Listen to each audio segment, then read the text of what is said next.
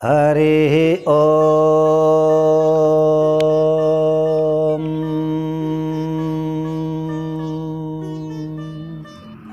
ओम अस्मद्गुरुभ्यो नमः।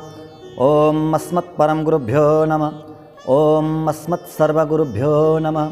श्रीमते रामानुजाय नमः। लक्ष्मीनाथसमारम्भां नाथयामुनमध्यमाम् अस्मदाचार्यपर्यन्तां वन्दे गुरुपरम्परां। काश्यपान्मयसञ्जातं नारायणपदाश्रितं श्रीमन्नारायणं वन्दे यतीश्वरश्रियाजुषं। तस्मै रामानुजार्याय नमः परमयोगिने यश्रुतिस्मृतिसूत्राणाम् अन्तरज्वरमशीषमत्। वृन्दावनान्तर्गतं बलिनोऽनुजातं नीलर्षभावपशुमध्यगतं दिदृक्षो दृष्टस्त्वया किमिति याः सखी जनं सा गोदा स्वयं रमयते त्विहरङ्गराजं। गोदाभिभूषणसुरम्यवराभिधानं वृन्दावनावनिनिधिं करुणैकतानं अर्चावतारणि चेऽपि च यत्प्रधानं तदरङ्गदेशिकधनं शरणं शराणि। तदरङ्गदेशिकधनं शरणं शराणि। ॐ सहनाववतु सहनौ भुनक्तु सह वीर्यङ्करवावहै तेजस्विनामधीतमस्तु मा विद्विषावहै। ॐ शान्ति शान्ति शान्तिः। हरिः ओम।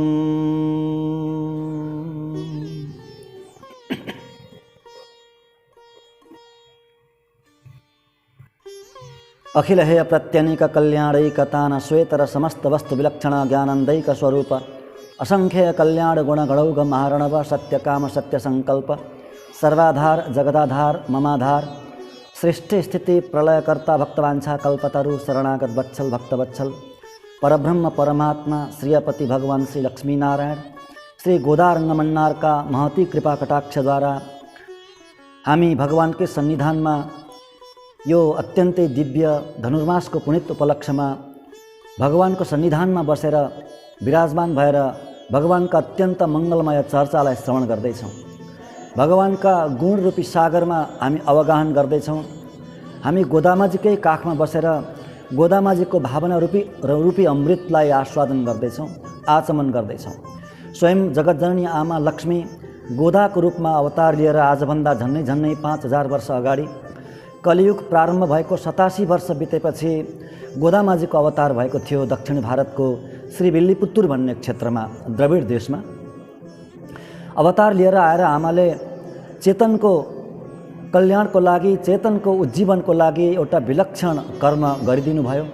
एउटा व्रतको अनुष्ठान गरिदिनु भयो, धनुर्मास व्रत। मार्गडी तिङ्गल नाम दिएर गोपीहरूले मार्गशीर्ष महिनामा भगवानलाई प्राप्त गर्नको लागि यमुनाको तटमा स्नान गरेर कात्यायनी व्रतको जुन अनुष्ठान गर्नुभएको थियो त्यही अनुष्ठानलाई एउटा अनुकरणात्मक शैलीमा गोदामाजीले यो पुष महिनामा धनुर्मासमा व्रत गर्नुभयो। गोपीहरूले कात्यायनीको आराधना गरेका थिए भने गोदामाजीले स्वयं प्रभुको भगवानको सिधै आराधना गर्नुभयो। गोपीहरूले पनि आमाको नै पुरस्कार खोज्नुभयो। पुरस्कार बिना भगवत प्राप्ति सम्भव छैन भन्ने कुरो गोपीहरूले पनि देखाउनु भयो, गोपाङ्गनाहरूले पनि देखाउनु भयो। गोपाङ्गनासँगै भगवान हुनुहुन्थ्यो, भगवान कृष्ण साथमै हुनुहुन्थ्यो, साथमै नाच्नुहुन्थ्यो। गोपीहरूको आदेश पनि मान्नुहुन्थ्यो। एउटा कठपुतली जस्तो बन्नुभएको थियो भगवान कृष्ण। फेरि पनि गोपीहरूले भगवत प्राप्तिको लागि आफैसँग रहेका कृष्णको प्राप्तिको लागि कात्यायनीको व्रत गर्नुभयो। त्यो गर्नुपर्ने आवश्यकता के थियो र? सिधै भगवानलाई भनेको भए भइहाल्थ्यो, हामी हजुरका पत्नी हौँ, हामीलाई स्वीकार गर्नुहोस् भनेर। परन्तु त्यसो गर्नु भएन। कात्यायनीको व्रत गर्नुभयो, अनुष्ठान गर्नुभयो। त्यसबाट के बोध हुन्छ भने पुरस्कार अत्यन्त आवश्यक हुन्छ, नितान्त आवश्यक हुन्छ। जगतजननी आमा कात्यायनी जो लक्ष्मीकै एक स्वरूप हुनुहुन्छ, उहाँकै सिफारिस खोज्नुभयो भगवत प्राप्तिको लागि, कृष्णलाई पतिको रूपमा पाउनको लागि। र त्यो यमुनाको अत्यन्त शीतल जलमा बिहानै एका बिहानै ब्रह्ममुहूर्तमा उठेर स्नान गर्नुहुन्थ्यो। बालुवाको मूर्ति बनाउनुहुन्थ्यो कात्यायनीको र आराधना गर्नुहुन्थ्यो, पूजा गर्नुहुन्थ्यो। हे आमा, हे देवी, नन्द सुनु नन्दकुमार कृष्णलाई हामी चाहन्छौँ पतिको रूपमा भनेर, र कात्यायनीको सिफारिसले नै कृष्णलाई पतिको रूपमा पाउनुभयो गोपीहरूले। त्यही व्रतलाई अनुकरण गरेर गोदामाजीले यो पुष महिनामा एउटा व्रत गर्नुभयो। त्यही व्रत हो यो धनुर्मासको व्रत भनेको। कुनै फाल्तु होइन, कुनै नयाँ कुरा होइन। यो धनुर्मासको व्रत भनेको कुनै नयाँ कुरा होइन, गोपीहरूले गरेको व्रत नै हो यो। अनि समस्त वैष्णवजनहरू जगतमा जति पनि हुनुहुन्छ, श्री वैष्णव मात्रै नभएर श्री वैष्णवले त विशेष रूपले यसलाई अनुष्ठानको रूपमै गर्नुहुन्छ, 1 महिनाको अनुष्ठान। अन्य जसले भक्तिलाई मान्नुहुन्छ, भक्तिलाई स्वीकार्नुहुन्छ, भक्ति मार्गलाई मान्नुहुन्छ उहाँहरूले, अथवा भगवत प्रेमलाई जसले स्वीकार्नुहुन्छ, भगवानलाई जसले स्वीकार्नुहुन्छ, उहाँहरू सबैले यसलाई अत्यन्त गौरवले हेर्नुहुन्छ र यो व्रतलाई गर्नुहुन्छ। व्रत भन्नाले कुनै भोकै बस्ने व्रत पनि होइन, भागवत चर्चा गर्ने व्रत हो। भागवतको समूहमा भागवतको गोष्ठी बनाएर, भक्तहरूको गोष्ठी बनाएर, भक्तहरूको एउटा झुन्ड ग्रुप बनाएर त्यहाँ भगवानको चर्चा गर्ने, आचार्यको गुणगान गाउने रूपी व्रत नै हो। आचार्यबाट उपदेश श्रवण गर्ने, भगवत चर्चा श्रवण गर्ने, रहस्यमय चर्चा श्रवण गर्ने, त्यही नै व्रत हो यो व्रत। र भगवानलाई पाउनको लागि आचार्य नै सबैभन्दा बलियो उपाय हुनुहुन्छ भनेर देखाउनु भयो यो ग्रन्थमा, यो प्रबन्धमा। अन्य सबै इतिहास पुराणहरूमा पनि वास्तविक त्यही नै तथ्य छ, परन्तु त्यहाँ अलिक छुपेको छ, लुकेको छ। शरणागति, प्रपत्ति र आचार्य अभिमान अलि लुकेको छ, र त्यही लुकेको त्यो गोपनीयतालाई आमाजीले, गोदामाजीले प्रष्ट बनाइदिनु भयो यो ग्रन्थमा। हामी त्यही चर्चा गर्दैछौँ। आज धनुर्मासको 7औं दिन सुरु भएर पुष 1 गते सुरु भयो, अनि आज 7औं दिनमा हामी प्रवेश गरेका छौँ। हामी 7औं गाथाको हामी चर्चा गर्दैछौँ। पहिलो गाथामा ब्रजाङ्गनाहरूलाई सबैलाई बोलाउनु भयो गोदामाजीले व्रतको लागि। दोस्रो गाथामा पृथ्वीकै सबै मनुष्यहरूलाई बोलाउनु भयो अनि शास्त्र वश्य बनाउनु भयो। शास्त्रको आदेशलाई चाहिँ मान्नुपर्छ भनेर बाध्य बनाउनु भयो। तेस्रो गाथामा गएर व्रतको फल बताउनु भयो। वास्तविक फल त 28औं गाथामा गएर बताउनुहुन्छ, र यो संसारमा पनि पाउने आवन्तर फलहरू के हुन् भनेर बताउनु भयो तेस्रो गाथामा। चौथो गाथामा पर्जन्य देवलाई आदेश दिनुभयो पर्याप्त वर्षा गराउनु, हामी यो व्रत गर्दैछौँ भनेर। 5औं गाथामा गोपीहरूको सन्देहलाई दूर गरिदिनु भयो, हटाइदिनु भयो। गोपीहरूको सन्देह थियो कि यो व्रतभरिमा हामीलाई कुनै बाधा, कुनै अडचन नआउला भन्न सकिँदैन, आउन सक्छ, किनभने हाम्रो पनि प्रारब्ध छ भनेर। गोदामाजीले त्यसको निराकरण गर्नुभयो। हाम्रो यो व्रत भनेको सामान्य व्रत होइन, भगवानको व्रत हो। भगवानको हामी गान गर्नेछौँ। भगवानको गान गऱ्यौँ भने हाम्रो पाप सबै नष्ट भएर जानेछ। आगोमा राखेको रुई जस्तै डढेर तुरन्तै नाश हुनेछ हाम्रो अपराध, पाप अनादिकालदेखिको त्यो सञ्चय, कर्म सञ्चय। जब कर्म सञ्चय नै नष्ट हुन्छ, पाप नै नष्ट हुन्छ भने बाधा पनि कहाँबाट आउँछ? र बाधा अडचन भनेको पापको फल हो, अपराधको फल हो। त्यसले कुनै पनि बाधा अडचन आउने छैन भनेर गोदामाजीले त्यो निराकरण गर्नुभयो 5औं गाथामा। 6औं गाथाबाट गोपीहरूलाई उठाउने क्रम सुरु गर्नुभयो हिजोबाट। प्रत्येक घरमा गोपीहरूलाई उठाउनुहुन्छ, घरमा गएर गोपीहरूलाई उठाउनुहुन्छ व्रतको लागि, भगवानको सन्निधानमा जानको लागि गोपीहरूलाई उठाउनुहुन्छ। गोपी भनेको ज्ञानी आलवारकोटीका अत्यन्त भगवत प्रेमी सज्जनहरू नै हुनुहुन्छ। र भित्र सुतेकी गोपी भनेको त्यो गाढ निन्द्रामा सुतेका महापुरुषलाई जगाएको होइन। गोपीलाई जगाउनु भनेको महापुरुषलाई जगाउनु हो, र त्यो सुतेको भनेको तमोगुणी निन्द्रामा सुतेको अवस्था होइन। भगवत चिन्तनले मदहोस भएको अवस्था हो, समाधिस्थ अवस्था हो। त्यस्ता महापुरुषहरूलाई 6औं गाथादेखि लिएर 15औं गाथासम्म प्रत्येक गाथामा उठाउनुहुन्छ। 10 जना महापुरुषहरूलाई उठाउनुहुन्छ सखीको रूपमा। अलग अलग गुण भएका, अलग अलग खासियत भएका त्यस्ता महापुरुषहरूलाई जगाउनुहुन्छ। हिजोबाट जगाउने क्रम सुरु भयो। हिजो पहिलो गोपीलाई जगाउनु भयो। प्रभातकाल भएको केही सङ्केत दिँदै जगाउनुहुन्छ। प्रभातकाल भयो, उठ्नु, बाहिर आउनु, हामी तीर्थमा जाँदैछौँ तीर्थ स्नान गर्नको लागि। भगवत सन्निधिमा हामी जाँदैछौँ। यहाँ तीर्थस्थान भनेको भगवत अनुभव हो, आचार्य अनुभव हो। भगवानको सन्निधिमा, भगवत सन्निधिमा र आचार्यको सन्निधिमा जानको लागि ज्ञानीहरूलाई, भागवतहरूलाई साथमा लिएर जानुपर्छ। यो नै शास्त्रको मर्म हो। त्यो यात्रा नै सर्वोत्कृष्ट यात्रा हो। अब हामी आजको 7औं गाथामा हामी प्रवेश गर्छौँ। आज पनि त्यस्तै एक अर्की गोपीलाई उठाउनुहुन्छ गोदामाजीले। गोदामाजी एक प्रधान गोपी बन्नुभएको छ। गोपी भावमा स्थित हुनुहुन्छ। उहाँ भावनात्मक रूपमा ब्रजमै हुनुहुन्छ र एक प्रधान गोपीहरूको पनि नायिका बनेर सबै गोपीहरूलाई जगाउनुहुन्छ। बोली पनि उस्तै बोल्नुहुन्छ, ब्रजका गोपीहरू जस्तै बोल्नुहुन्छ। 7औं गाथा आउनुहोस्। नीलातुङ्गस्तनगिरितटे सुप्तमुद्बोध्य कृष्णं पारार्थ्यं स्वं श्रुतिशतशिरसिद्धमध्यापयन्ति शोचिष्ठायां स्रजिनि गलितं या बलात्कृत भुङ्क्ते गोदा तस्यै नम इदमिदं भूय एवास्तु भूयः। केषु केषु नेङ्गुम्मानै चात्तन् कलन्दोपेशन पेच्चिरवं केट्टिलयो पैपेण्णे कासुं पिरप्पं कलघलप्प कैपेर्तो वासनरुङ्कुडलाय चियर मत्तिनाल ओषै पडुत्त तैरवं केट्टिलयो नायगप्पेण पिळ्ळाय नारायणन मूर्ति केशवनै पाडं नी केट्टे किडत्यो तेसमुडयाय तिरवेलो रिम्बाबाय। आज एक अर्की गोपीलाई उठाउँदै हाम्रो लागि, जगतका चेतनहरूको लागि गाउनु भएको यो गोदामाजीको 7औं गाथा हो, 7औं पाशुरम हो। आज पनि एक गोपीलाई प्रातःकालले भएको प्रमाण दिँदै गाउनुहुन्छ। केशु केशु नेङ्गम्मा नै चातन जगाउनुहुन्छ बाहिरबाट। केशु केशु नेङ्गम्मा नै चातन। आनै चातन भनेको एउटा पक्षीको नाम हो, जसलाई संस्कृतमा भारद्वाज भनिन्छ। द्रविड भाषामा आनै चातन, भारद्वाज पक्षी। केशु केशु नेङ्गम्मा नै चातन। हे गोपी उठ्नु, उज्यालो भयो। भारद्वाज नाम गरेको पक्षी पनि जागिसक्यो। जागेर धेरैवटा भारद्वाज पक्षीहरू जागिसके र एक अर्कामा मिलेर कलन्दु कलन्दु भनेको मिलेर किस किस किस यस्तो आवाज गरिरहेका छन्। प्रभातकालीन भएपछि चराहरू जाग्नेछन्, सबै चराहरू जाग्छन् र भारद्वाज पक्षी पनि जागेर यस्तो आवाज गर्दैछन्।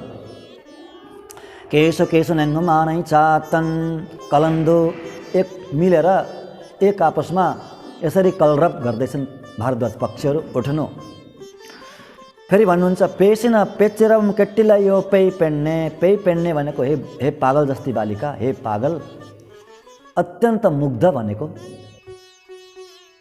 पेसिन पेचेरम केट्टीलाई यो पेइ पेन्ने, त्यो बोली, त्यो पक्षीहरूको बोली सुनेनौ तिमीले? उठ। कासु पिरप्पम कलघलप्प कैपेर्तु अर्को प्रमाण दिनुहुन्छ। कासु पिरप्पम कलघलप्प कैपेर्तु। कासु पिरप्पम भनेको आभूषण, ब्रजका गोपीहरूले लगाएको आभूषणको आवाज कलघलप्प भनेको त्यो आभूषणको आवाज हो। छनछन गरेको आवाज पनि तिमीले सुनेनौ र? वासना रुङ्कुडलाय चियर मत्तिनाल ओसै पडुत्त तैरवम केट्टेलयो।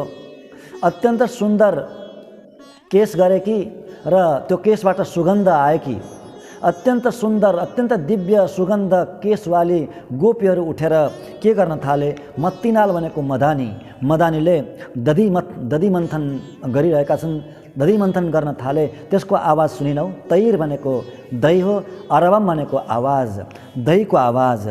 तैरवम केट्टेलयो, त्यो दधी मन्थनको आवाज पनि तिमीले सुनेनौ र? नायगप्पेण पिल्लाय नारायण मूर्ति। नायगप्पेण, हे हाम्री गोष्ठीकी नायिका, हे गोपीहरूकी नायिका, हामी आएर तिम्रो घरको अगाडि नारायण अनि केशव, नारायण मूर्ति केशव नै पाडम नि केट्टे किडत्यो। नारायणको केशवको हामी नाम लिँदैछौँ, तिम्रो कानमा यो नाम पनि परेन? यो हाम्रो गानले त तिमी अझै गहिरो निन्द्रामा सुतेकी छौ। त्यसैले उठ। तेसमुडयाय, हे तेजस्विनी, तिरवेलो रिम्बाबाय, उठेर ढोका खोल, कबाट खोलेर बाहिर आऊ। यसरी उठाउनु भयो। हामीले सरस्वतीमा यसको अर्थ नेपालीमा श्रवण गऱ्यौँ। अब अलिकति हामी व्याख्यामा प्रवेश गर्नेछौँ।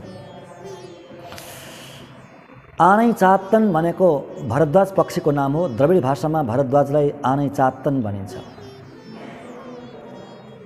अरू पक्षी उठे जस्तै जागे जस्तै ब्रह्म मुहूर्तमा यो आनै चात्तन नाम गरेका पक्षीहरू पनि जागिसके, उठाउँदै भन्नुहुन्छ भित्र बाहिरबाट। आवाज गर्दैछन् किसु किसु किसु, यो अनुकरणात्मक आवाज हो, अनुकरणात्मक शब्द हो। किसु किसुको कुनै अर्थ हुँदैन। किसु किसु भनेको त्यो पक्षीको आवाजको अनुकरणात्मक शब्द हो। अब यहाँ किसु किसुको वास्तविक अर्थ के हो भने नि ती चराले पनि भगवानको नाम लिएको अरे, कृष्ण कृष्ण नाम लिएको। कृष्ण कृष्णको त्यो छोटकरीमा किसु किसु यस्तो नाम लिइसके, त्यो भावमा बोल्नु हुँदैछ गोदामाजी। केस केस नङ्गम आनै चात्तन, उठिसके, उज्यालो भयो, तपाईँ उठ्नु भनेर पहिलो प्रमाण दिनुहुन्छ। पहिलो प्रमाण। भित्रकी गोपीले हिजोको गाथामा जस्तै भित्रै गोपीले त्यो प्रमाणलाई मान्दिनन्। भित्रबाट भन्छन् उज्यालो भएको छैन। यी भारद्वाज पक्षीहरू पनि तिमीहरू उठेकोले उठेका हुन्। तिमीहरू उठेर हल्ला मचायो अनि यी पक्षीहरू पनि उठे, उज्यालो भयो भनेर भ्रम पर्यो यी पक्षीहरूलाई र उठेर आवाज गर्दैछन्, केसो केसो आवाज गर्दैछन्, उज्यालो भएको छैन, म मान्दिनँ भन्नुहुन्छ भित्रबाट। त्यस पछाडि अर्को प्रमाण दिनुहुन्छ। यी पक्षीहरू हेर्नु, बिहान एकदम ब्रह्म मुहूर्तमा उठ्छन् पक्षीहरू। पक्षी कति दयालु हुन्छन्। नमो पक्षीभ्य परम दयालुभ्य भनेको छ ज्ञानीहरूले, शास्त्रकारहरूले। नमः पक्षीभ्य परम दयालुभ्य, हे दयालु पक्षी हो। कति दयालु हुन्छन् पक्षीहरू हेर्नु। बिहान ब्रह्म मुहूर्तको सङ्केत दिन्छन्, जगाउँछन् सबलाई। हे मनुष्य उठ, यसरी सुतेर समय बर्बाद गर्ने अवस्था छैन। नितान्त अनादिकालदेखि संसारमा डुबेका हे मनुष्य हो, हे चेतन उठ, ब्रह्म मुहूर्तमा उठेर चिन्तन गर, आत्माको चिन्तन गर भनेर पक्षीहरूले सबलाई होस दिलाउँछन्। त्यसैले परम दयालु हुनुहुन्छ पक्षीहरू। यो पक्षीको बारेमा मैले हिजोको एपिसोडमा भोलि बताउँछु भनेको थिएँ। एउटा सुन्दर कथा छ हेर्नु। उपनिषदमा एउटा कथा आउँछ। जानश्रुति नाम गरेका राजा थिए। पक्षी कति दयालु हुन्छन् भनेर। पक्षीले त ब्रह्म प्राप्तिको लागि, ब्रह्म ज्ञानको लागि पनि प्रेरणा दिनुहुन्छ पक्षीहरूले। एकजना जानश्रुति नाम गरेका राजा थिए, परम धार्मिक राजा। दान गर्नुहुन्थ्यो, यहाँ असाध्यै दान गर्ने, अन्न दान गर्नुहुन्थ्यो। उहाँको त्यो दानको महिमा पृथ्वीमा मात्रै होइन, माथि माथिका लोकहरूमा पनि फैलिसकेको थियो। स्वर्गादी लोकहरूमा पनि फैलिसकेको थियो। देवताहरूले पनि उहाँको यस कृत्यको गान गर्नुहुन्थ्यो। उहाँ धर्मात्मा त हुनुहुन्थ्यो, परन्तु उहाँमा ब्रह्मज्ञान थिएन। ब्रह्मज्ञान भनेको भगवत सम्बन्धी ज्ञान, भगवत शरणागति उहाँमा थिएन। धार्मिक असाध्यै हुनुहुन्थ्यो, धार्मिक हुनुहुन्थ्यो। देवतालाई, इन्द्र र अर्का कुनै देवतालाई दया आएछ यी राजाप्रति। यी राजा धर्मात्मा त छन्, परन्तु ब्रह्मज्ञानले रहित छन्। यहाँलाई ब्रह्मज्ञान भइदिएदेखि कस्तो हुन्थ्यो, सुनमा सुगन्ध हुन्थ्यो भन्ने लागेको छ देवताहरूलाई। ती दुईजना देवता पक्षी बनेर आए राजाको दरबारमा। राजा दरबारमाथि छतमा घाम तापेर बस्नु भएको रहेछ दान गरिसकेर। ती पक्षी, दुईटा पक्षी माथि आकाशमै स्थित हुन्छन्। स्थित भएर एक अर्कामा त्यहाँ वार्तालाप गर्छन् ती पक्षीले। एउटा पक्षीले भन्नुहुन्छ, ओहो हामीले अनर्थ गऱ्यौँ, यी राजाको माथि हामी स्थित भयौँ, यहाँ हामी खडा भयौँ, यो अनर्थ भयो। त्यस्ता धार्मिक राजालाई नाग्नु हुँदैन, हामीले त नाग्यौँ। माथि रहेर, माथि अडिएर, अन्तरिक्षमा अडिएर हामीले नाग्यौँ, उल्लङ्घन गऱ्यौँ, हामीलाई ठुलो दोष लाग्छ भन्नुभयो एकजना पक्षीले। अर्को पक्षीले भन्नुभयो, होइन त्यस्तो होइन, त्यस्तो शक्ति यी राजामा कहाँ छ र छैन। हामीले भस्म गर्ने, नाश गर्ने शक्ति पनि छैन र यी राजामाथि हामी स्थित हुँदाखेरि हामीलाई त्यत्रो दोष पनि लाग्दैन, किनभने यी राजा ब्रह्मज्ञानी होइनन्। धार्मिक हुन्, धर्म गर्छन्, परन्तु ब्रह्मज्ञानी होइनन्। त्यसैले त्यति ठुलो अनर्थ हामीलाई हुँदैन। अर्को पक्षीले भन्नुभयो। यो पक्षीको वार्तालाप सुन्नुभयो कसले? ती राजाले, जानश्रुति राजाले। आश्चर्यचकित हुनुभयो, अरे कति ठुलो अनर्थ भएछ मेरो जीवनमा। ब्रह्मज्ञान भन्ने वस्तु के हो त? त्यो ब्रह्मज्ञान भन्ने वस्तु के हो, कहाँ पाइन्छ? ब्रह्मज्ञानी नभइकन त कल्याणै हुने रहेन रहेछ। केवल यो पुण्य कर्मले मात्रै त कल्याण नहुने रहेछ, यसको त कुनै गिन्ती नै रहेन रहेछ। यी पक्षीहरूले के भनेको अत्यन्त कौतूहल भयो र अत्यन्त खिन्न पनि हुनुभयो जानसुती राजा। त्यति भनेर पक्षीहरू गइहाल्नुभयो। त्यतिको लागि आउनुभएको थियो ती पक्षीहरू, देवता पक्षीको रूपमा आउनुभएको थियो। जानसुती राजालाई ब्रह्मज्ञानको कौतूहल दिलाउनको लागि, त्यो क्युरियोसिटी दिलाउनको लागि आउनुभएको थियो देवताहरू पक्षीको रूपमा। त्यो दिलाउनु भयो, गइहाल्नुभयो। उहाँहरूको कर्म पुरा भयो। राजाले परम खुल्दुली भयो र अत्यन्त खेद पनि भयो, मैले के गर्नुपर्छ अब। ती पक्षीहरूले भनेका थिए यी राजा रैक्व जस्ता ऋषि होइनन्, रैक्व जस्ता ब्रह्मज्ञानी होइनन्। रैक्वको नाम लिनुभएको थियो। त्यतिखेर त्यो समयमा, त्यो एरियामा, त्यो इलाकामा रैक्व नाम गरेका कुनै ब्रह्मज्ञानी महापुरुष हुनुहुँदो रहेछ। राजाले अत्यन्त खुल्दुली भयो, यी रैक्व को हुनुहुँदो रहेछ, म ती रैक्व समक्ष जान्छु र ब्रह्मज्ञानको म याचना गर्छु भन्ने भित्रबाट अब अत्यन्त जागृत भयो। राजा निस्किनु भयो बाहिर, सोध्नुहुन्छ सबैलाई, रैक्व नाम गरेका ऋषि कहाँ बस्नुहुन्छ, उहाँको स्थान कहाँ हो, घर कहाँ हो, कुटी कहाँ हो, सोध्नुहुन्छ। कसैले बताउन सक्नुहुन्न। निकै प्रयत्न गरेपछि कसैले बताइदिनु भयो, फल्लो ठाउँमा एउटा जङ्गलमा बस्नुहुन्छ, त्यहाँ गाडाभित्र बस्नुहुन्छ, बिग्रेको गाडा हुन्छ, बैल गाडा, त्यो गाडाभित्र बस्नुहुन्छ, गाडा मुनि बस्नुहुन्छ। यसरी पत्ता बताइदिनु भयो र खोज्दै खोज्दै जानुभयो। जङ्गलमा जानुहुन्छ, एउटा साँच्चै बिग्रेको गाडा थियो। बिग्रेको गाडा मुनि बस्नुभएको छ एकजना ऋषि, कनाउँदै बस्नुभएको थियो। अरे पामानम कण्डुयमानम भनेर लेखेको छ, पामानम कण्डुयमानम। कण्डुयमानम, पामानम भनेको लुतो हो नि, लुथो। त्यो लुतो कना जस्तो गरेर बस्नुभएको रहेछ। उहाँलाई लुतो त के हुन्थ्यो र त्यो देखाइदिनु भएको एउटा अवधूत भेष हो त्यो। त्यस्ता अवधूत ज्ञानीहरूले कोही पनि नआउन्, भगवत चिन्तनमा विघ्न नहोस् भनेर त्यस्तो रूप बनाउनुहुन्छ। लुतो कना जस्तो गरेर बस्नुभएको थियो। जानुहुन्छ छेउमा, साष्टाङ्ग गर्नुहुन्छ अनि याचना गर्नुहुन्छ, प्रभु मलाई ब्रह्मज्ञान दिनु पर्यो। आजसम्म मैले ठुलो पुण्यकर्म गरेँ, परन्तु त्यो पुण्यकर्मको कुनै गिन्ती नै भएन, गिन्ती नहुने रहेछ। वास्तवमा आत्मकल्याणको लागि त अर्कै चिज चाहिने रहेछ, ब्रह्मज्ञान भन्ने चिज। हजुरले मलाई कृपा गरेर त्यो ब्रह्मज्ञान दिनु पर्यो, ब्रह्मविद्या दिनु पर्यो। राजाले सिधै भनिदिनु भयो, ऋषिले, मुनिले सिधै भनिदिनु भयो राजालाई, रैक्व ऋषिले, हे शूद्र भनिदिनु भएछ। शूद्र, शूद्र भनेको कुनै तल्लो जात भनेको होइन। शूद्र भनेको शोचनात् शूद्र, अत्यन्त शोचनीय अवस्था भएको हुनाले गर्दा शूद्र। शूद्रको त्यो पनि अर्थ हुन्छ शोचनीय अवस्था, दयनीय अवस्था।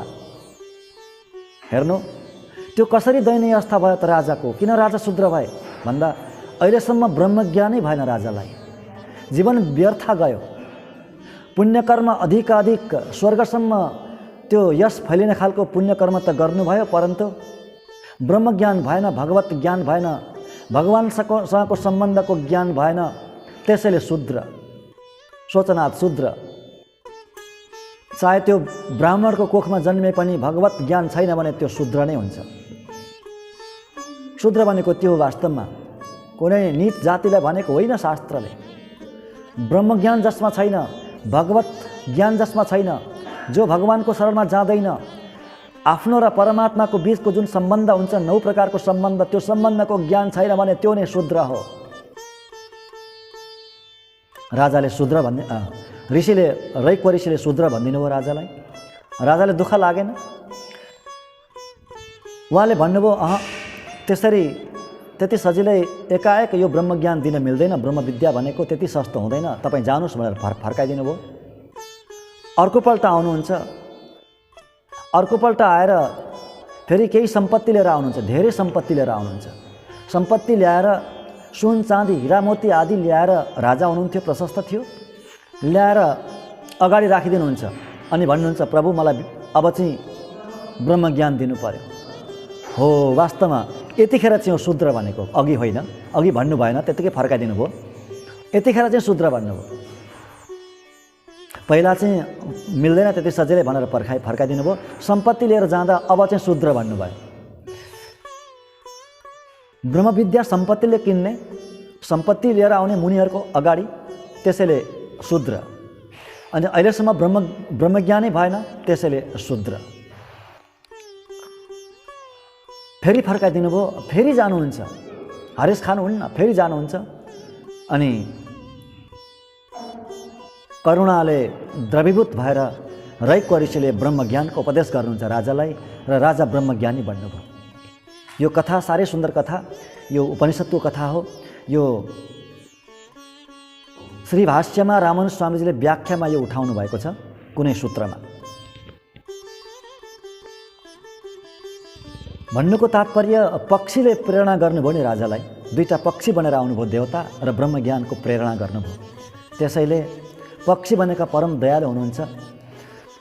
नमो पक्षीभ्य परम दयालुभ्य। आल्दारहरूले दिव्य प्रबन्धमा ठाउँ ठाउँ पक्षीको गान गर्नुभएको छ। गोदामाजीले पनि हिजोको गाथामा पनि पुल्लुम सिलमिन्न काँड भनेर पक्षीको चर्चा गर्नुभयो। आजको गाथा पनि केशो केशो नङ्गम मानै चातन भनेर भरद्वाज पक्षीको नै चर्चा गर्नुभयो, पक्षीको नाम लिनुभयो।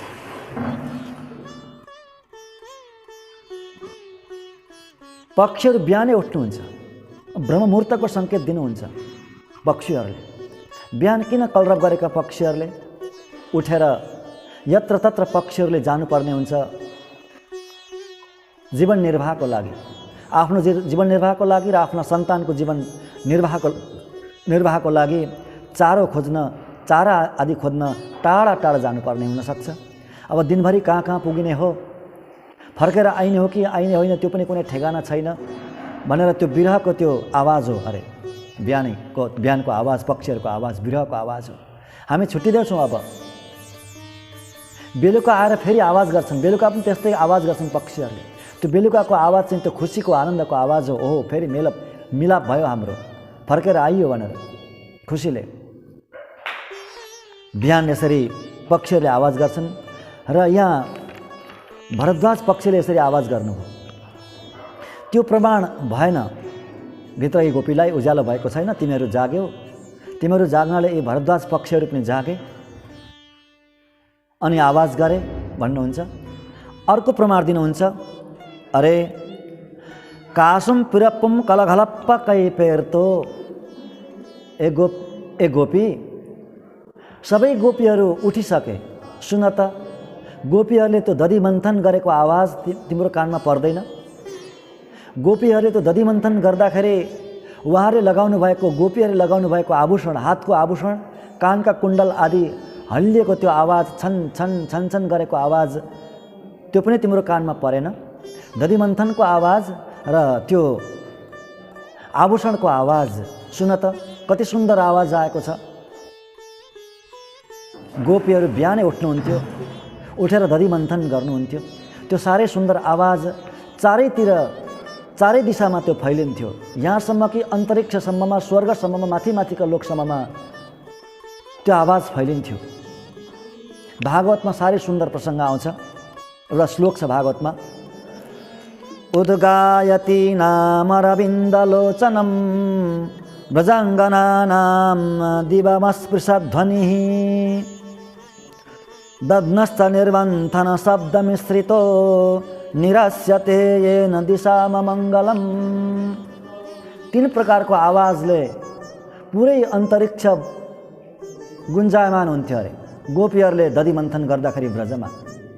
दधी मन्थन गरेको आवाज एउटा, दही मथेको आवाज, घर घुर्र घर्र घुर्र घर्र घुर्र गरेको आवाज।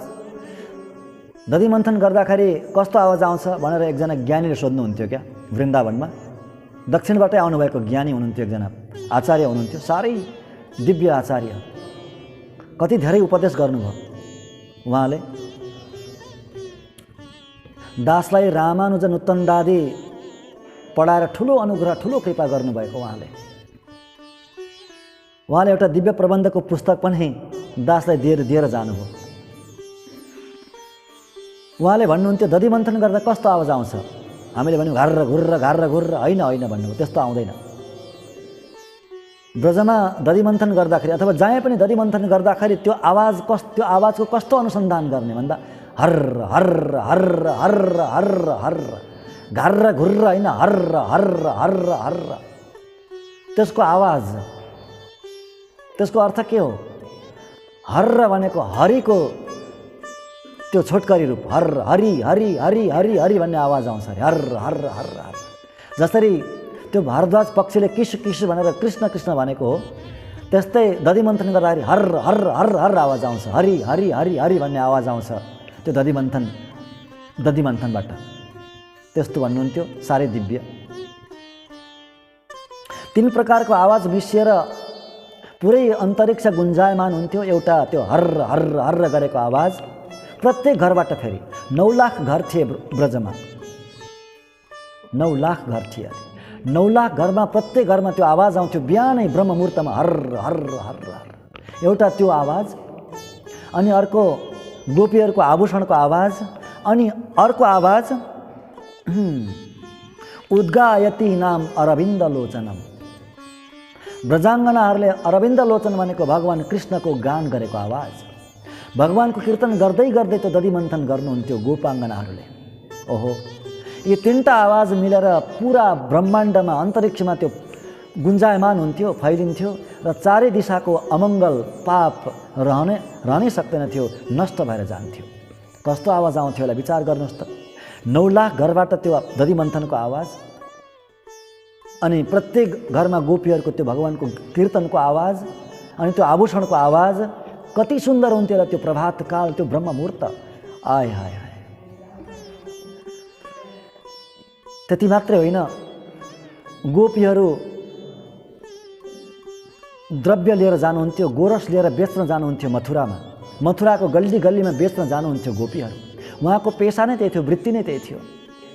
त्यो बेच्दाखेरि दही आयो लिनुहोस्, दुध आयो लिनुहोस्, ल लिनुहोस्, घिउ आयो भन्नुहुन्न थियो। के भन्नुहुन्थ्यो? गोविन्द लिनुहोस्, माधव लिनुहोस्, दामोदर लिनुहोस्, आयो आयो, यस्तो आवाज लगाउनुहुन्थ्यो। किनभने त्यो शरीर मात्रै त्यहाँ छ, गोपीहरूको शरीर मात्रै त्यो बजारमा छ। संसारको कार्य गोपी केवल शरीरले मात्रै गर्नुहुन्छ, मन त्यहाँ लाग्दैन गोपीको। गोपीको मन त अन्तै छ।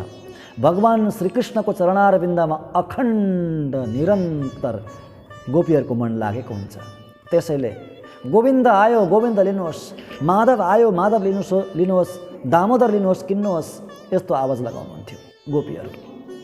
ओहो, विक्रेतु कामा किल गोपकन्या, मुरारिपादार्पित चित्तवृत्तिः, दध्यादिकं मोहवशादवोचत्, गोविन्द दामोदर माधवेति।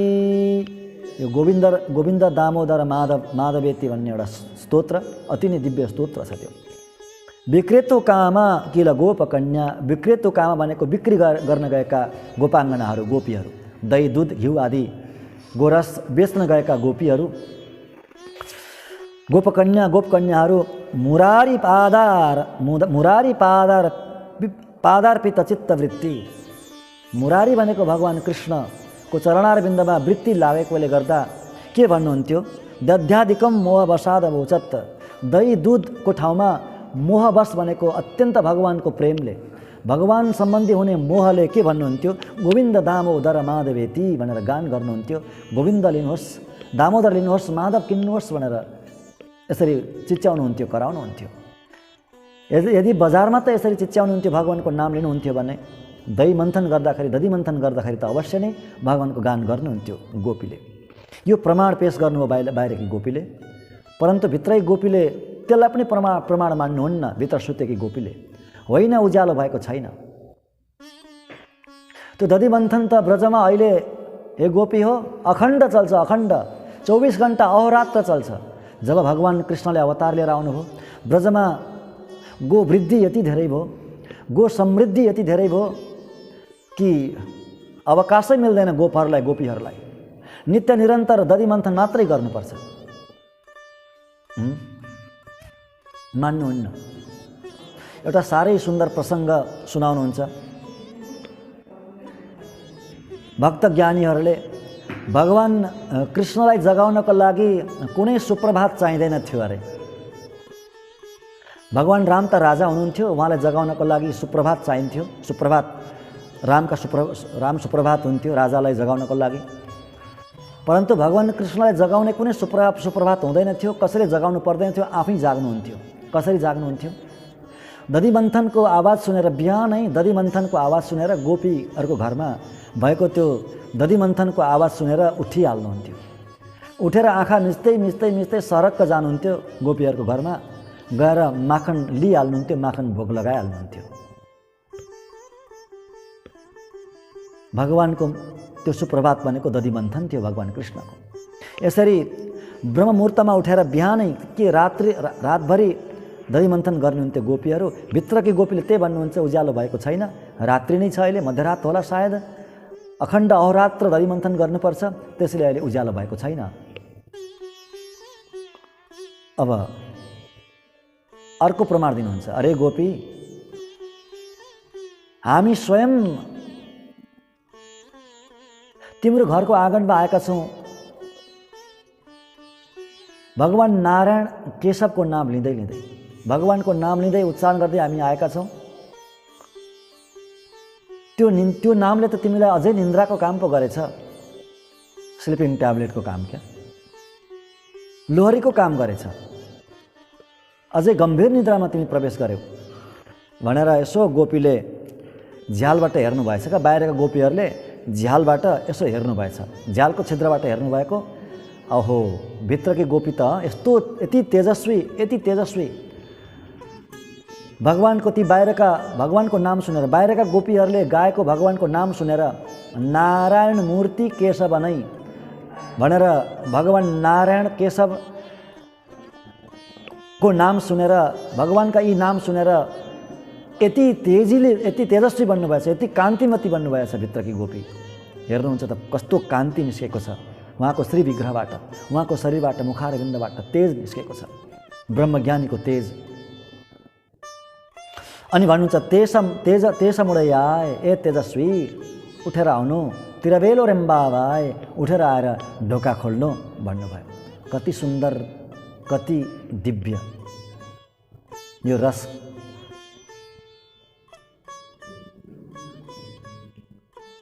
अति नै दिव्य, अति नै सुन्दर, अति नै मिठो, कति रसिलो, कति मिठो। गोदामाजीको अनुभव, गोदामाजीको भाव, गोदामाजीको त्यो भावना रूपी माखन, त्यो अमृत कति स्वादिष्ट होला स्वयं लक्ष्मीजीको। अब आउनुहोस्, आजको 7औं गाथाका केही स्वापदेशहरू ज्ञानीहरूले दिनुभएको हामी श्रवण गरौँ। सबभन्दा पहिला त यहाँ नायकपेड भन्नुभएको छ। नायकपेड भनेको नायिका भनेको, हाम्रो गोष्ठीकी नायिका भन्नुभएको। यहाँ गोपीहरू भनेका, सखीहरू भनेका आलवार हुनुहुन्छ, आचार्य हुनुहुन्छ, ज्ञानी हुनुहुन्छ। नायक भनेका आचार्यका नायक रामानु स्वामी जस्ता महापुरुषलाई जगाउनु हुँदैछ। नायक श्री यति राजेन निबद्ध नायक श्री भन्नुहुन्छ। नायक श्री भनेको रामानु स्वामीजी। समस्त आलवार र आचार्यहरूमा नायक नै हुनुहुन्छ रामानु स्वामीजी, नायक। रामानु स्वामीजीदेखि अगाडिका जति पनि आचार्य हुनुहुन्थ्यो, आलवार हुनुहुन्थ्यो, रामानु स्वामीजीको शिरको सम्बन्धले उहाँहरूको कल्याण हुन्छ, उहाँहरूलाई मोक्ष मिल्छ भने त्योभन्दा यता जति पनि आचार्य हुनुभयो, जति हुनुहुनेछ, रामानु स्वामीजीको चरणको सम्बन्धले उहाँहरूको कल्याण हुन्छ, उहाँहरूको मोक्ष हुन्छ। त्यस्तो बीचका नायक हुनुहुन्छ रामानु स्वामीजी, खम्बा हुनुहुन्छ, पिलर हुनुहुन्छ। त्यस्ता रामानु स्वामीजीलाई जगाउनु भयो नायकपेड भनेर, नायक श्री। आनै चाहतन भनेको भरद्वाज। भरद्वाज पक्षीको विशेषता के हो भने भरद्वाज पक्षीको नयन साह्रै सुन्दर हुन्छन् अरे, आँखा साह्रै सुन्दर आँखा हुन्छन्। आँखा भनेको ज्ञान हो। हेर्नु, त्यो आँखा कतिखेर सुन्दर हुन्छ, त्यो ज्ञान कतिखेर सुन्दर हुन्छ, जब त्यो ज्ञान भक्तिले युक्त हुन्छ अनि मात्रै त्यो ज्ञान सुन्दर हुन्छ। सुन्दर ज्ञान भनेको नि सुन्दर नयन। सुन्दर नयन भनेको भक्तिले युक्त ज्ञान नै हो। जोसँग भक्तिले युक्त ज्ञान छ त्यो नै आँखावाला हो र उसैका आँखा सुन्दर हुन्छन्। त्यस्ता ज्ञानी भक्तिले ओतप्रोत भएका परम ज्ञानीलाई उठाउनु हुँदैछ। अर्को भरद्वाज नाम गरेका कुनै ऋषि हुनुहुन्थ्यो, महाऋषि, वाल्मीकिका पनि शिष्य हुनुहुन्थ्यो भरद्वाज ऋषि।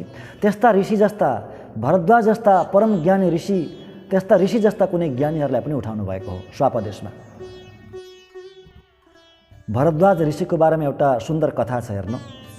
भरद्वाज ऋषिले 300 वर्षको आयु पाउनु भएको थियो। 300 वर्षको आयु, त्यो पुरै 300 वर्षको आयु वेद पढेर बिताउनु भएछ, स्वाध्याय गरेर, वेदको स्वाध्याय गरेर बिताउनु भएछ। 100 वर्षको आयु थियो। 100 वर्षको पहिलो त सुरुमा त 100 वर्षको आयु थियो। 100 वर्षको आयु पुरै ऋग्वेद अध्ययन गरेर बिताउनु भएछ। ऋग्वेद। इन्द्र अत्यन्त प्रसन्न हुनुभयो, देवराज इन्द्र। ओहो, यी ऋषिले त पुरै आयु वेद अध्ययन गरेर बिताउनु भयो, यहाँलाई जानु पर्यो केही वरदान दिन भनेर आउनुभयो इन्द्र, देवराज इन्द्र। आएर सोध्नुहुन्छ, हे ऋषि, हजुरलाई म के दिउँ? म अति नै प्रसन्न छु, हजुरले पुरै 100 वर्ष वेद अध्ययन गरेर बिताउनु भयो। भरद्वाज ऋषिले माग्नुहुन्छ, यदि हजुर मलाई वर दिन चाहनुहुन्छ भने अर्को 100 वर्षको आयु दिनुहोस्। इन्द्रले तथास्तु भन्नुहुन्छ अनि सोध्नुहुन्छ, के गर्नुहुन्छ यो आयु पाएर? म अर्को वेद यजुर्वेदको म अध्ययन गर्नेछु। तथास्तु भनेर जानुभयो र अर्को 100 वर्षको आयु, पुरै 100 वर्षको आयु यजुर्वेद अध्ययन गरेर बिताइदिनु भयो, स्वाध्याय गरेर बिताइदिनु भयो, वेद पाठ गरेर त्यो बिताउनु भयो। इन्द्र फेरि आउनुहुन्छ अति प्रसन्न भएर, फेरि वरदान माग्नुहोस्, म साह्रै प्रसन्न छु, अर्को 100 वर्ष पनि हजुरले वेदाध्ययन गरेरै बिताउनु भयो। भरद्वाज ऋषिले त्यही माग्नुहुन्छ, फेरि अर्को 100 वर्षको आयु माग्नुहुन्छ, मलाई फेरि अर्को 100 वर्षको आयु दिनु। के गर्नुहुन्छ भन्दा अर्को वेद, सामवेदको म अध्ययन गर्छु। तथास्तु भनेर जानुभयो। पुरै 100 वर्ष, 300 वर्ष बिताएर 3टा वेदको अध्ययन गर्नुभयो। फेरि आउनुभयो इन्द्र, देवराज इन्द्र आएर सोध्नुभयो, अब के चाहनुहुन्छ हजुरले? अब अर्को 100 वर्ष माग्न लाग्नु भएको थियो। इन्द्रले भन्नुभयो, अगाडि ठुला ठुला माउन्ट एभरेस्ट जस्तै, सगरमाथा जस्तै पहाड खडा गरिदिनु भयो अगाडि इन्द्रले। अनि भन्नुहुन्छ, हे ऋषि, पहिला हजुरले गएर त्यो पहाडबाट 3 मुठी माटो लिएर आउनु त। 3 मुठी माटो, 3 मुठी माटो लिएर आउनुभयो। एउटा पहाडमा जानुभयो, एउटा मुठी ल्याएर एउटा थुप्रो थुपार्नुभयो त्यहाँ। अर्को पहाडमा जानुभयो, अर्को मुठी ल्याउनु भयो, अर्को थुप्रो लगाउनु भयो, 1 मुठी थुप्रो। अर्को पहाडमा जानुभयो र अर्को थुप्रो माटोको थुप्रो लगाउनु भयो, 3टा थुप्रा भए 1-1 मुठीका। अब इन्द्रले भन्नुहुन्छ, ऋषि, हे भरद्वाजजी, हजुरले आजसम्म जति पढ्नुभयो वेद, 300 वर्ष लगाएर 3 वेद पढ्नुभयो, तपाईँले पढेको वेद यति हुने, 1-1 मुठी जति यहाँ माटो छ त्यति पढ्नुभयो। र अब पढ्न बाँकी यी पहाड जति, अगाडि पहाड छन् नि, सगरमाथा जस्ता पहाड, अत्यन्त उच्च पहाड, त्यति पढ्न बाँकी छ हजुरले। 3 मुठी पढ्नुभयो हजुरले आजसम्म 300 वर्षको आयु लगाएर। वेद भनेको अनन्तावै वेदा, वेदको अध्ययन कसैले गर्न सक्दैन। वेद भनेको स्वयं नारायण नै हुनुहुन्छ, भगवान् श्री हरि नै हुनुहुन्छ। त्यसैले वेद भनेको हरिले नै मात्रै जान्नुहुन्छ, अरू कसैले जान्न सक्दैन। हो यस्ता स्वाध्यायशील भरद्वाज ऋषि जस्ता स्वाध्यायशील, स्वाध्याय गरेर त्यो दिनचर्या बिताउने त्यस्ता ऋषिहरूलाई पनि, त्यस्ता ज्ञानीलाई पनि जगाउनु भएको आने चाहतन् भनेर, हैन? अनि कलन्दो भनेको मिलेर, एक आपसमा मिलेर आवाज गर्दैछन् पक्षीहरू। यो मिलेर भनेको के हो? मिलेर भनेको हेर्नु, हाम्रा आचार्यहरूले, आलवारहरूले एउटै कुरो बताउनु भयो, एउटै कुरो। मिलेर भनेको त्यही हो, एउटै विषय बताउनु भयो, अलग अलग विषय बताउनु भएको छैन। भगवानले जे बोल्नुहुन्छ शास्त्रमा त्यही नै आलवारहरूले बताउनु भयो र त्यही नै आचार्यहरूले बताउनु भयो। र अहिलेसम्मका जो आचार्य हुनुहुन्छ उहाँहरूले पनि त्यही बताउनुहुन्छ र अगाडि आउने जति आचार्य हुनुहुन्छ उहाँहरूले पनि त्यही कुरो बताउनुहुन्छ, एउटै कुरो बताउनु। मिलेर आवाज गर्नु भनेको, भरद्वाज पक्षहरू मिलेर किसो आवाज गर्दैछन् भनेको, पूर्वाचार्यहरूले, आलवारहरूले र हाम्रा सबै आचार्यहरूले एउटै कुरो बताउनुहुन्छ। रामानुज स्वामीजीले पनि ब्रह्मसूत्रको व्याख्या पूर्वाचार्यको मत अनुसार गर्नुभएको हो। आफ्नो मौलिक कुनै केही राख्नु भएको छैन। पूर्वाचार्य तन्मता अनुसारेण, पूर्वाचार्यको मत अनुसार व्याख्या गर्नुभएको। त्यसैले एउटै कुरा बोल्नुहुन्छ आचार्यहरूले, मिलेर बोल्नु भनेको।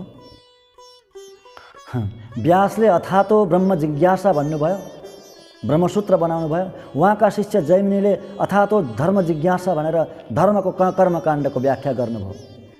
त्यस्तो अलग अलग बोल्नु भएन। हाम्रा आचार्यहरूले, आलवारहरूले एउटै भगवानको विषयमा बोल्नु भयो। मिलेर भनेको त्यही हो। हेर्नु,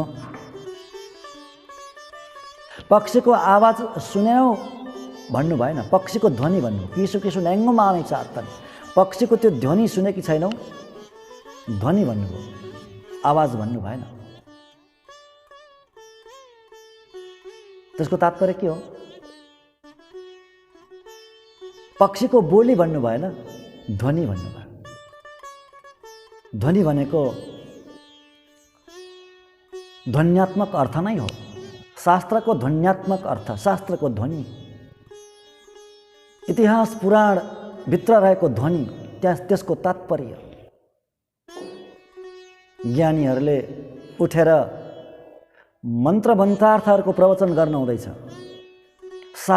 शास्त्रभित्र लुकेर रहेको अत्यन्त गम्भीर विषयको प्रवचन गर्नु हुँदैछ, ध्वन्यार्थ बताउनु हुँदैछ, स्वापदेश बताउनु हुँदैछ।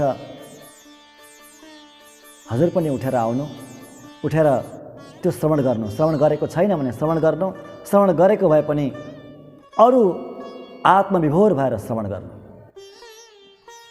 अरू आनन्दित हुनु श्रवण गरेर भनेर बोलाउनुहुन्छ। अब यहाँ ध्वनि भनेको के हो? ध्वनि भनेको वास्तवमा भागवत शेषत्व नै हो। भगवत शेषत्वको पराकाष्ठा भागवत शेषत्व हो। भगवानको भक्ति गरेर कहाँ टुङ्गिन्छ? भागवत शेषत्वमा गएर टुङ्गिन्छ। भागवत शेषत्व भागवत शेषत्वमा गएर टुङ्गिन्छ। परकाल सूर्यले भन्नुहुन्छ, मैले अष्टाक्षरीको अर्थको अनुसन्धान गर्दा गर्दा गर्दा गर्दा, अष्टाक्षरी मूल मन्त्रको अर्थ, मन्त्रार्थको अनुसन्धान गर्दा गर्दा गर्दा गर्दा एउटै निर्णय पाएँ, एउटै अर्थ पाएँ। के भन्दा? भागवत शेषत्व। म भागवतको हुँ, म कुनै वैष्णवहरूको हुँ,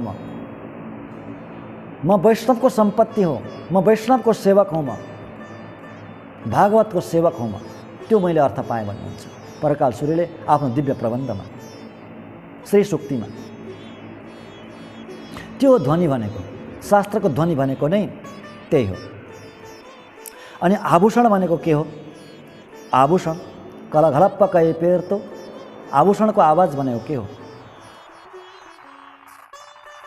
आभूषण हातमा लगाउने आभूषण, कानमा लगाउने आभूषण। हातमा लगाउने आभूषण भनेको नमन नै हो, बद्धाञ्जलि नै हो। शिरमा लाउने आभूषण मुकुट भनेको भागवतको अगाडि झुक्नु नै हो। भागवतको चरणमा, भगवानको चरणमा आफ्नो शिर झुकाउनु, निहुराउनु नै हो आभूषण भनेको। कानको आभूषण भनेको के हो? कानको आभूषण भनेको भगवत कथा श्रवण नै हो।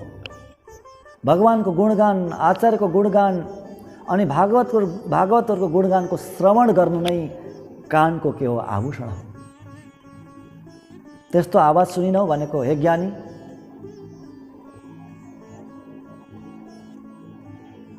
त्यस्ता वैष्णवजनहरू, त्यस्तो आभूषणलाई युक्त वैष्णवजनहरू उठिसके।